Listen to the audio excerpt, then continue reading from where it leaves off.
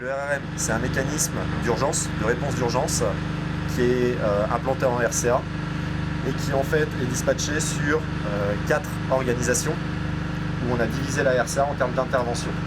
Donc Solidarité Internationale, ils ont en charge la Nanaye-Grébizzi, donc l'ensemble de la préfecture de la Nanaye-Grébizzi, une partie de la préfecture de l'Ouham, à savoir les sous-préfectures de Batangafo et de Kabo, et également la sous-préfecture de Marcounda.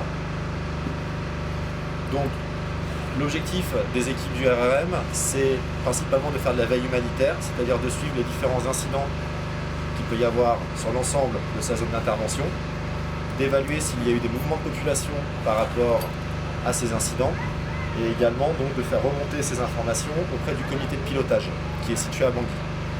Ce comité de pilotage réunit tous les coordinateurs d'urgence qui travaillent pour les organisations implantées dans le RRM et donc évalue la situation sur l'ensemble de la RCA.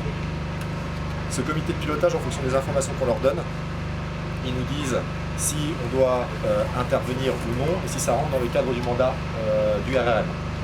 Par rapport aux informations qu'on peut avoir, on décide de faire soit ce qu'on appelle une MEX, une mission exploratoire. Donc ça, on la déclenche principalement quand on n'a pas suffisamment d'informations.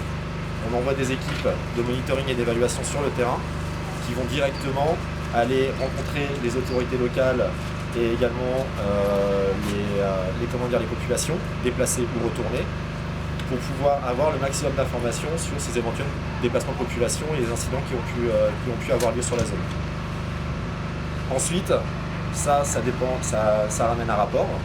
Ce rapport est partagé avec le comité de pilotage et par rapport aux premiers besoins qui sont identifiés dans cette MEX, on décide de déclencher ce qu'on appelle une évaluation multisectorielle, ou appelée également MSA.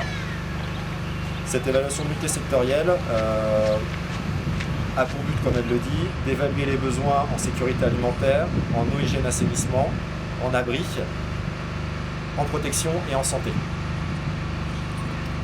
Donc on fait des enquêtes sur un échantillonnage de la population qui nous permet de voir quels sont les besoins prioritaires par rapport à ces personnes. Et ensuite un rapport est édité. Donc on a 48 heures suite au retour de mission pour partager ce rapport avec le comité de pilotage, ce qui nous permet également d'échanger avec Bangui sur d'éventuelles informations qui ne sont pas très claires, donc de rectifier le rapport. Et ensuite ce rapport est partagé à toutes les organisations humanitaires qui sont présentes dans la zone où on a fait l'évaluation multisectorielle. Les clusters, donc c'est-à-dire par exemple le cluster WASH, le cluster sécurité alimentaire et autres, sont après en charge d'évaluer au niveau de l'ensemble des acteurs humanitaires si les acteurs humanitaires peuvent intervenir pour répondre aux besoins. Au bout de 24 heures, s'ils nous disent que non, ils ne peuvent pas répondre, dans ce cas-là, le RRM de solidarité est déclenché et nous, par rapport à notre mandat, on intervient essentiellement en eau, hygiène, assainissement et distribution de NFI.